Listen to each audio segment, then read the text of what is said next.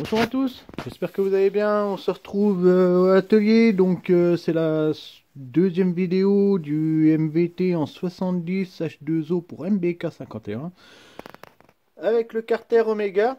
Voilà, donc pour en revenir à cette première vidéo, j'avais parlé du plug and play. Quand je parle du plug and play, c'est en fait on peut adapter le cylindre sur la culasse sans regarder la métrologie.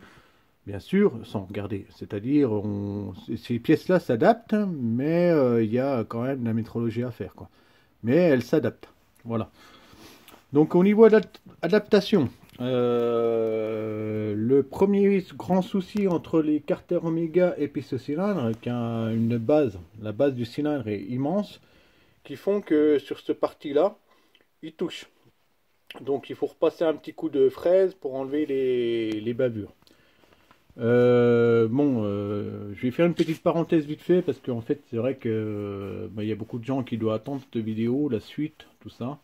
Moi je suis pas mal occupé, je travaille à côté, hein, j'ai un métier. Et puis d'autre part, j'ai du boulot aussi à l'atelier. Donc là je vais vous faire une petite parenthèse. Là je vous présente un Piaggio type Vespa. Voilà, sur lequel le client en question a changé le moteur lui-même. Il a monté un Motoforce en 70, donc là le cylindre il n'y en a plus. Donc ce qui s'est passé entre parenthèses, vite fait, hein, donc la personne était en période de rodage et son moteur s'arrêtait sans arrêt, quoi. Donc à chaque fois il mettait un coup de kick, ça repartait, mais il s'arrêtait. Donc il faisait un jour 1 km et puis d'un seul coup son moteur s'arrêtait. Donc pas mal investigué là-dessus, au niveau allumage, carburation, bougie, la totale. Au bout d'un moment, je lui ai dit écoute, ce que je vais faire, je vais quand même démonter le cylindre. Donc en respectant, lui il me disait je vais pas plus que de 40, et à 40 km/h, au bout d'un moment, il sert. Alors quand j'ai démonté le cylindre, voilà la surprise, voilà, j'ai retrouvé un piston complètement serré, voilà. Ouais, complètement. Non, mais que la partie jupe, hein, le bas du cylindre. Il y a une petite marque ici au niveau du piston, là, ici, là où il y a mon pouce, là. Mais sinon, ouais, c'est... Voilà. Et c'est rigolo parce que moi-même j'ai essayé, pouf, c'est vrai, en roulant en 40, d'un seul coup, il s'arrêtait. Comme si on était en panne sèche. Et en fait, on remettait un coup de kick, il repartait. Et c'était ça. Ça, c'est... Bon, c'est rigolo, non, c'est un peu chiant, quoi, mais... Voilà. Au niveau du cylindre, coup de bol, vu que le cylindre c'était à 40 km/h que ça arrivait, donc il n'a pas des grosses traces, il y a juste de grosses traces là, ce que vous voyez là, ici là. Voilà, c'est la seule trace qu'il y a, donc on va passer un coup de rodoir, on va remettre un piston neuf. Et je suppose, dans l'histoire, et puis je suis assez strict avec, dès qu'on passe en des gros cylindrés ou voire des kits bien pointus, moi j'ai tendance à supprimer les pompes à huile, hein. À mon avis, la pompe à huile est défectueuse là-dessus. Et qui fait que voilà, il n'y a pas assez d'huile et puis il sert, quoi. Malgré qu'il roule à 40, hein, il faut pas, c'est pas des rotations rapides, hein, mais je pense que la pompe à huile est défectueuse. Donc je lui ai dit par la suite on change le piston, on remet tout ça, je passe un coup de rodoir. Et puis derrière, il passera au mélange, quoi. Comme la plupart des scooters qui passent dans mon atelier, là, suivant les configurations que je leur mette dessus, on passe tous en mélange, quoi. C'est au moins c'est fiable. Il n'y a pas d'histoire de se poser des questions de pompe à huile, même pour les 50 à boîte, hein, c'est pareil, hein. Deuxième chose, j'ai pour revenir à celui-là, là, lui il est un peu urgent, hein. La personne en a besoin pour aller travailler, donc ça passe en priorité par rapport au moteur MVT, malheureusement. Deuxième chose, là j'ai un générique cracker, donc générique cracker en 2 temps. Qu'est-ce qu'il faut dire? C'est comme les CPI Popcorn ou d'autres modèles, ou je crois que c'est Kiwi, un truc comme ça en 2 temps. Alors ça c'est rigolo ce type de scooter. Pourquoi? Moi j'aime bien, je trouve ça super sympa. Au niveau moteur, c'est un mélange entre du Yamaha ou MBK et puis du Piaggio. C'est vraiment un mélange. C'est du 2 temps. C'est des moteurs type horizontal Minarelli. Voilà.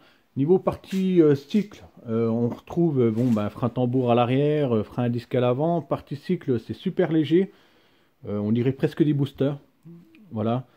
Celui-ci, donc il a un pot Léo Vince. Il a moteur Ersal 70 avec échappement à barrette, carbut 19, clapet Athena.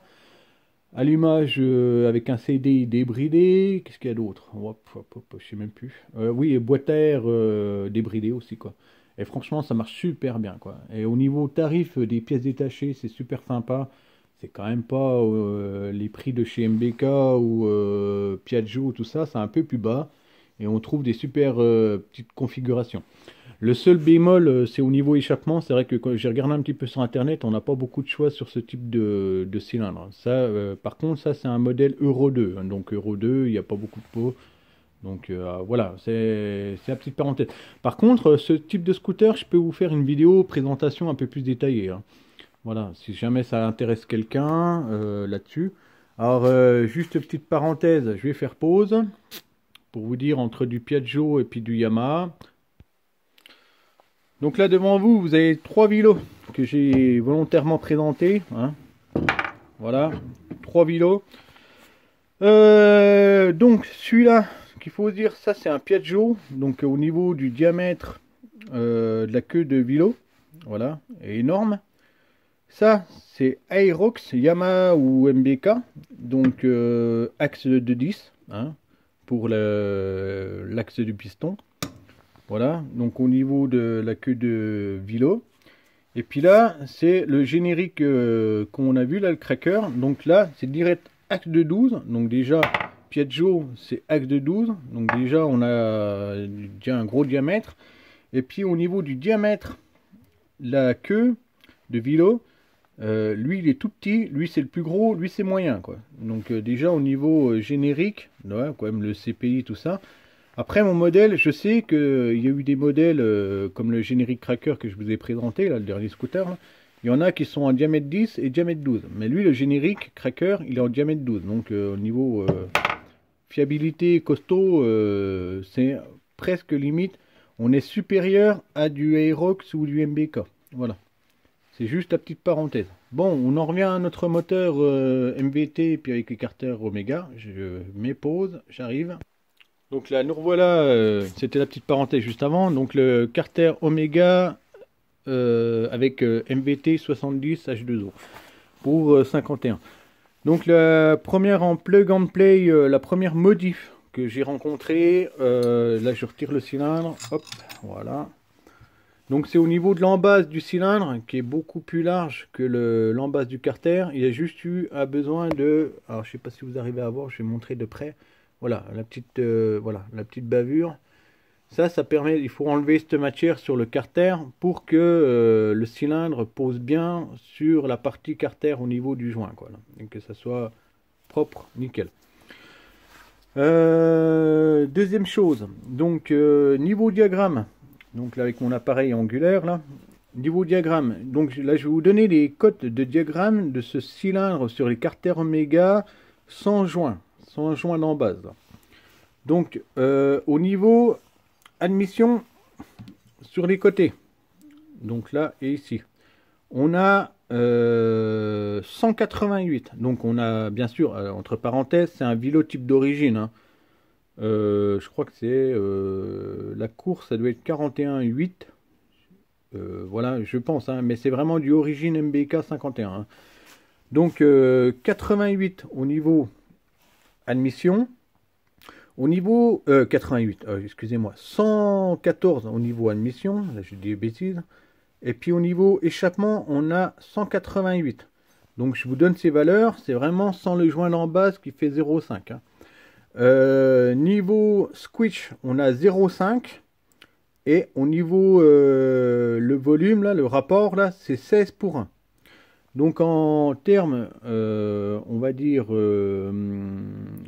plug and play, oui, on peut adapter le cylindre, tout ça, quoi. Il n'y a pas de souci, on l'adapte. Sans faire, je veux dire, ajuster le carter par rapport au cylindre, tout ça, voilà, il s'adapte. Il y a juste le problème, c'est le taux de compression, qui est de 16 pour 1. Donc, pour résoudre le problème là, pour quelqu'un qui va mettre du all day, je lui préconise, au niveau de la bougie, c'est de rajouter 2 rondelles en dessous de la bougie pour décomprimer un petit peu le cylindre et descendre à, allez, on va dire 15, en espérant qu'il arrive à 15,2, quoi, à peu près. Voilà, ça c'est du plug and play. Bon, là, moi, j'ai des soucis. Là. Comme je vous l'ai dit, au niveau métrologie, c'est toute une autre histoire. Ça n'a rien à voir. Hein. Là, on est sur du compliqué. Compliqué, pourquoi?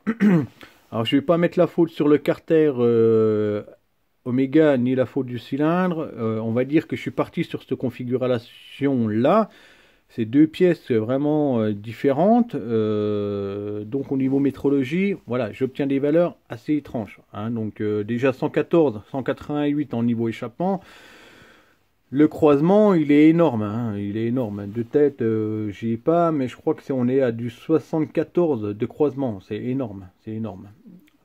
Ça fonctionne, mais c'est énorme. Voilà. Alors, on va partir déjà sur les casters Oméga. Ce que j'ai rencontré comme problème. Mis à part par rapport au cylindre MVT, comme je vous ai dit, j'ai dû rectifier ces deux petites parties là pour que le cylindre se pose bien correctement sur les plans de joint du carter. Ça c'est la petite parenthèse quoi, il n'y a vraiment pas grand chose, du petit coup de fraise, ça passe. Moi le gros souci il est là, je vais vous montrer vu du dessus. Voilà, si je vous montre au niveau de l'admission arrière du cylindre. Donc là je sais pas si vous faites attention au niveau, bon après avec, voilà, comme c'est filmé. Alors, entre le goujon et puis la matière de l'admission, là, cette partie-là, là, où je pose mon ongle, et puis de l'autre côté, je sais pas si vous remarquez, ici, il y a plus de matière, d'accord? Il y a beaucoup plus de matière. Alors, par rapport à ça, donc il faut savoir, quand ils font les carters, une fois qu'ils sont coulés, ils font la rectification de la surface, hein, ils percent les 4 goujons. Voilà, ils font le perçage des 4 goujons. Et ensuite, ils font le puits du cylindre. Alors, moi, je dis dans ce sens-là. Hein, mais après, ça se peut qu'ils font les 4 goujons. J'en sais rien dans quel sens ils tournent. Mais en tout cas, voilà, une fois qu'ils ont fait les carters, le boulot qui est derrière, c'est plan de joint, goujon, puits de cylindre. Alors, le puits de cylindre, pour ceux qui ne connaissent pas, voilà, je vous montre. Le puits de cylindre, c'est ça. C'est cette partie-là. C'est pour rentrer ces parties-là du cylindre. D'accord? Donc là, par rapport à la vue du dessus, en fait, ce qui se passe, c'est que notre puits de cylindre, il est un peu plus par là, là. Il part ici. Donc là, je vais vous faire pause. Donc voilà, j'ai enlevé le cylindre de l'étau. Alors, je sais pas si vous arrivez à voir, là. Il y a une sacrée différence. Ici, de ce côté-là, on a plus de matière que de ce côté-là, au niveau du puits de cylindre. Là, cette partie-là. Qui descend de la partie du cylindre dans le carter. Donc en fait, ce qu'on peut dire, c'est que on est parti complètement de l'autre côté là. C'est que quand ils ont percé les goujons du cylindre et puis ils ont fait le puits de cylindre, ils sont allés trop là-bas. C'est pour ça que ici on a plus, on a moins d'ouverture, on voit plus la partie du bas du cylindre que ici. C'est ça là, hein, je parle de cette pièce là. Voilà, je sais pas si vous arrivez à voir, j'ai pas vraiment la bonne lumière, mais ouais, j'espère qu'on arrive à se comprendre. Voilà, c'est ce qu'il en est pour les carters. Déjà là, c'est un peu dommage de la part de chez Oméga. C'est pas centré. Bon, c'est fonctionnel, mais c'est pas centré. Ça s'adapte, mais c'est pas centré. Voilà, là je vais refaire pause. Je reviens vers vous. Donc là, hop là, hop là, hop là. Ah, je vais refaire pause, hein, il est en train de déconner mon téléphone. Voilà. Alors le fait que le puits de cylindre ne soit pas pile poil au centre du carter, en fait on est parti de ce côté là-bas, donc du côté allumage, on est parti de ce côté là, donc qui fait que l'ouverture ici est plus importante que l'ouverture là. Voilà, donc ce que j'ai dû faire, et heureusement que au niveau Oméga on a de la matière, hein, j'ai dû agrandir cette partie là, vu que le cylindre allait plus là-bas. Voilà, ça c'est ce qui en est pour le carter Oméga. Dernière petite chose, pour moi, à mon goût, hein, je sais pas si vous arrivez à voir. Et ici, là, on a la partie carter, là, on arrive en pile poil en face du vélo. Hein. Vous voyez là, voilà, on descend beaucoup trop bas au niveau de l'admission dans le carter. Là. Ça c'est pas super top. Bon, après ça fonctionne, hein, mais ouais, c'est... Je sais pas, j'ai pas l'habitude de voir ça quoi. Donc ça c'est pareil de chaque côté. On va parler au niveau, donc comme vous avez compris, comme le puits de cylindre, on est parti de ce côté là. Donc l'ouverture, j'ai dû la faire un peu plus grande d'ici par rapport à celui-là. Voilà. qui s'est fait au niveau du cylindre.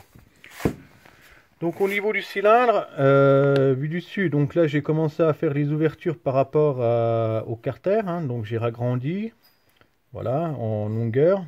Et au niveau largeur, ce côté-là, il est plus grand, plus large que ce côté-là. Donc c'est-à-dire, je remonte entre ici, le bord ici, où il y a le piston là, et ici, ce côté-là, il y a 1 mm de plus que de ce côté-là, depuis le bord du piston jusqu'ici. Ça, c'est dû au carter, au puits de cylindre qui n'est pas centré. Voilà. Donc suite à ça, ben, j'ai dû ajuster. Et pareil, heureusement que donc carter Omega a de la matière, et puis heureusement que ce cylindre MVT a de la matière. Donc ça va, c'est pas dérangeant. Le joint, il est bon. Au pire, si le joint était pas bon, je peux refaire un joint en papier en 0,5, en 0,3, en 0,4, ce que je veux, quoi. Voilà, ça c'est ce qu'il en est suite à du puits de cylindre du carter Omega. Là, je refais une petite pause. Donc là, j'ai refait une petite pause. En fait, c'est pour vous expliquer par rapport à ce que... au niveau métrologie, le souci que j'ai rencontré. Donc, en fait... donc j'ai toujours dit, là je dis encore, je le répète, c'est un vélo type d'origine MBK 51 avec la course d'origine, la bielle d'origine. Voilà. Donc je vous ai donné les diagrammes admission, c'est 114, échappement 188, taux de compression 16, squish 0,5. Bien sûr, tout ça est donné sans le joint d'en base. Alors là, on se retrouve devant un plan. Voilà, je vous ai fait un dessin pour que tout le monde puisse suivre la situation. Donc là, en fait, si vous voulez, là, ça c'est le piston qui est dessiné. Donc là, le piston actuel est en point mort bas. PMB. Voilà. Il est ici. Donc ici, c'est l'admission de chaque côté du cylindre. Voilà. Dessin, bah, c'est échappement et puis les boosters de chaque côté. Voilà. Donc là, je suis en point mort bas. Alors, je ne sais pas si vous arrivez à voir. Donc, c'est ce qui représente à l'intérieur du cylindre actuel avec le carter Omega, le vélo d'origine. En fait, mon piston, il ne descend pas à fleur. Alors, la calotte du piston, il n'est pas là. Au niveau à fleur en bas de l'admission. Alors, moi, ce que j'aime bien faire, donc là, on est en valeur, on va dire ça, c'est la valeur actuelle sans joint. Voilà. Sans joint. On est actuellement comme ça. Voilà. On est dans cette position-là. Donc, dans cette position-là, on a échappement 188, admission 114, squish, qu'est-ce que j'ai dit? Le squish 0,5. Le squish 0,5. Et puis le taux, il est de 16 pour 1. Voilà. Ça, c'est actuellement sans joint. Voilà, vous avez ces valeurs-là. Donc, moi, ce que j'aime bien, c'est que la calotte du cylindre, du piston, arrive à fleur de l'admission, en bas. Voilà. Donc, pour ce faire, je suis obligé de monter des joints de... tac, tac, tac, 9, 18, 18, plus... je suis à 2,3 mm. Donc quand je monte 2,3 mm, ma calotte de piston arrive pile poil ici. C'est 2,3 mm. Bon, ça c'est bien. Mais le problème, c'est que si je monte tout le cylindre, en fait avec 2,3, j'obtiens 200 au niveau échappement. Donc là, pouf, 200 d'échappement avec en montant de 2,3, moi je me suis arrêté. J'ai même pas pris la... Au niveau du diagramme d'admission, hein. Moi là 200 c'est déjà trop haut, quoi. Donc là je suis baisé, je peux pas aller plus loin. Là je suis bien emmerdé, quoi. Donc alors ce que je vais faire, parce que j'ai pas le choix, 188 c'est ce qu'on obtient sans le joint, avec joint. Donc je vais mettre avec joint. J'ai environ 190 d'échappement. Au niveau admission, j'ai 118. Voilà. Après, le squish, ben, vous faites 0,5 plus un joint qui fait à peu près des 0,5. Donc, on va dire 0,3 avec le tassement. On sera à 0,8 à peu près de squish. Hein? Niveau du taux, j'ai pas mesuré avec un joint tassé à 0,3. Mais à mon avis, on doit être à 15. Allez, on va dire 15,6 pour être gentil. 15,6. 15,6 pardon, hein, pour 1. Hein, c'est virgule. 15,6 pour 1. Environ, avec le joint de 0,5 bien tassé, qui viendra un joint de 0,3. Voilà, c'est ce que je pense, hein, au niveau de ces valeurs. Donc, moi, j'ai pas le choix. Ce qui m'emmerde, c'est que, en fait, en point mort bas, donc le flux qui va arriver ici, il y en a une partie qui va taper dans le piston, là. Hein, c'est un peu merdique. Voilà, là, j'ai pas le choix. En point mort bas, je peux pas changer. D'accord? Si je change, je vais monter trop au niveau échappement. Donc, ce que j'ai vraiment pas le choix, c'est en fait, c'est de retravailler ici, là, de chaque côté. Voilà, je vais devoir travailler, remonter les transferts sur les côtés pour arriver à, on va dire, allez, un bon 128. Voilà. Moi, je pense viser ça. 128, échappement 190, le squish 0,8, je vais essayer de pas le toucher. Je vais retravailler la culasse pour descendre, allez, on va dire un bon 15. Voilà, 15 pour 1. Ça serait parfait. Voilà, pour moi, c'est parfait. Moi, je pense que, voilà, il y a peut-être des gens qui vont dire que c'est nul, mais bon, à mon avis, moi, je serais pas trop mal. Bon, c'est du plug and play, bien sûr, sans la métrologie. Maintenant qu'il y a la métrologie, ça devient tout devient compliqué, quoi. Après, ça peut fonctionner, comme j'ai dit, avec ces diagrammes-là, ça peut fonctionner. Il y a juste cette valeur-là qui serait bien, c'est de la décomprimer en rajoutant sous la bougie au moins deux rondelles. Je sais pas combien de millimètres, mais en fait pour décomprimer un petit peu, ça pourrait fonctionner, quoi. Voilà. Le truc c'est que bon, voilà, ce que je reproche à MVT, on n'a pas d'indication, donc ils nous vendent le cylindre qui serait sympa de leur part pour les, voilà, c'est de nous dire au moins quelle course, la course du vélo, hein, qu'il faut. Et puis la bielle aussi, hein. Ça se trouve avec une bielle de 80, ça pourrait passer. Avec une course de vélo, je sais qu'il y a des courses de vélo plus longues que le MBK, et il y a des courses de vélo chez Bidalo qui sont plus courtes que le MBK.